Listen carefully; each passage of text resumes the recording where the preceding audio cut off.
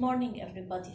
Today we will solve extra exercises to check up if we understand well the concept of the last two lessons or not. Okay? Please follow with me, put your homeworks in front of you, and let's check them up. Given A equal 450 and B equal 360, these are our numbers. What should I do? Write the decomposition in product of prime factors of A and B. What do I mean by decomposition? I have to find the factors. Which factors? The prime factors, okay? And we have to find their product.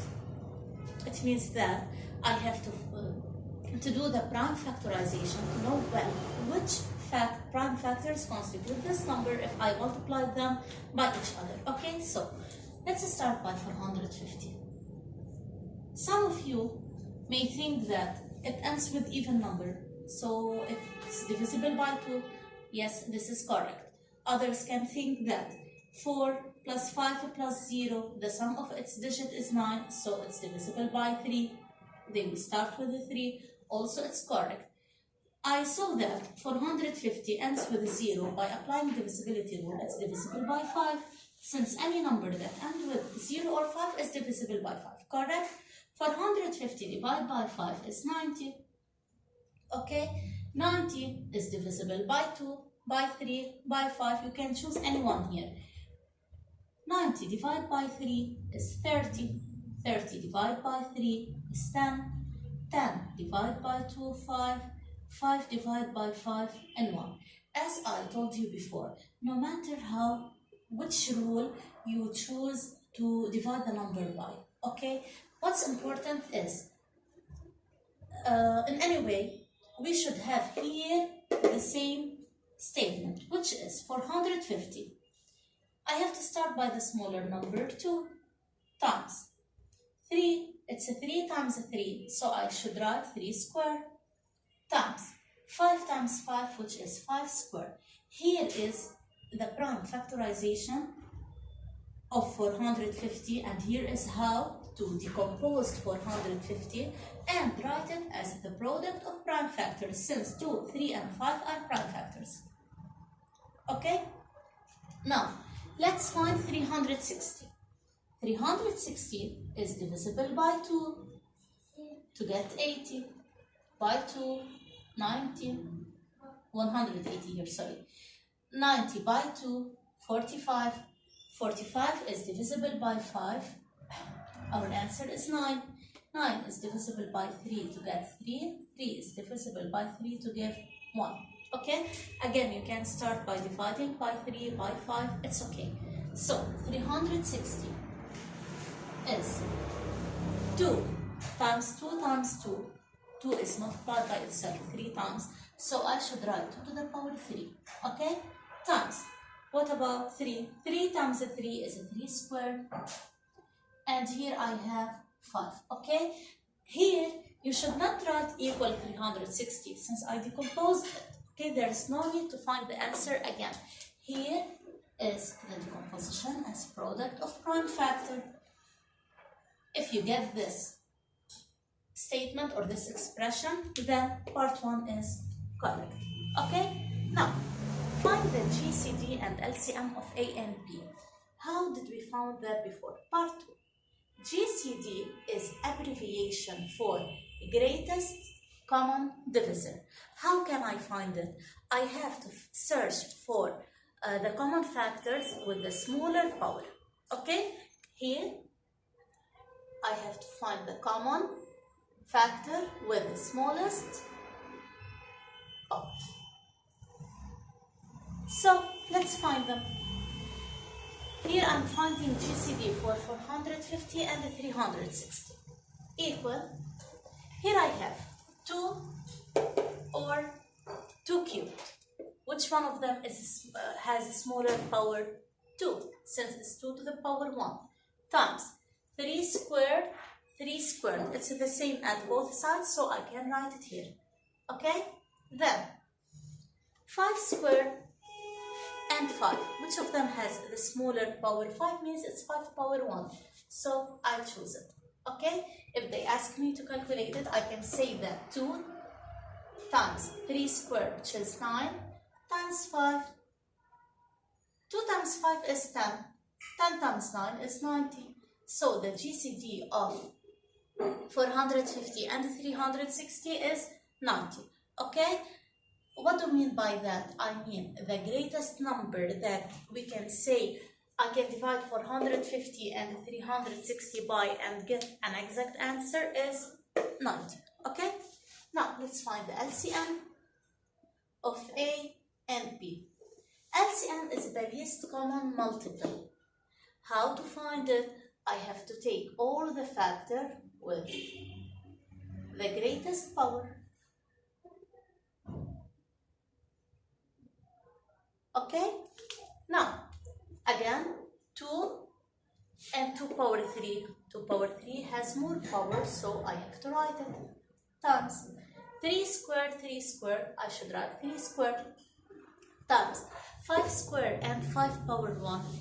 2 is greater than 1, so I should write here 5 to the power 2. Okay? Here, what do I have?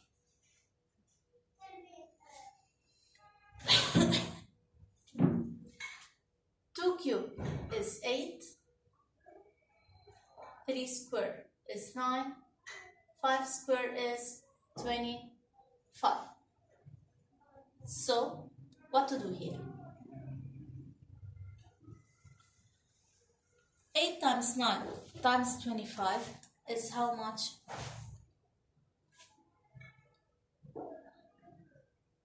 1,800. Okay, let's see part 3. Prove that I have to find that A times B equal to GCD times LCM. How? First of all, let's find A times B.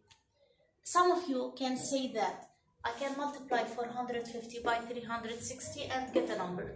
That's okay.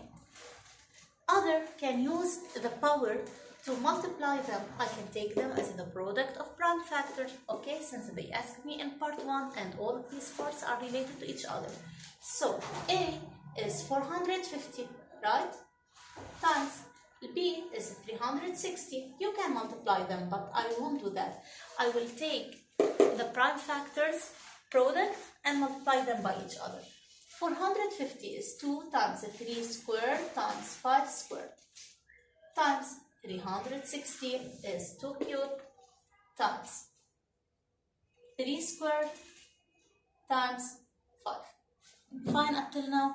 As we said in the power, A to the power m times A to the power n, we have the same base here, so I should write the same base and add the power. Okay, that was a rule. Let's see. 2 power 1 times 2 power 3, then it's 2 to the power 4. Okay, I write the base, which is 2, and I add the powers. 1 plus 3, 4 times 3 power 2 times 3 power 2, 3 to the power 2 plus 2, 4 times 5 squared times 5. It's 5 to the power. 5 is multiplied by itself 2 times, then a third time, so it's 5 to the power 3. Okay, this is A times B. Now, let's check. If I find the GCD and LCM of A and B, if I got the same answer, then they are equal. And they told me that they are equal, okay? There is no way to have a different answer. They are equal, and I'm going to prove that. That's it. Let's multiply GCD of AB times LCM of AB. Okay? GCD here is 2 times 3 squared times 5. This is the answer of GCD. What about LCM? This is the LCM.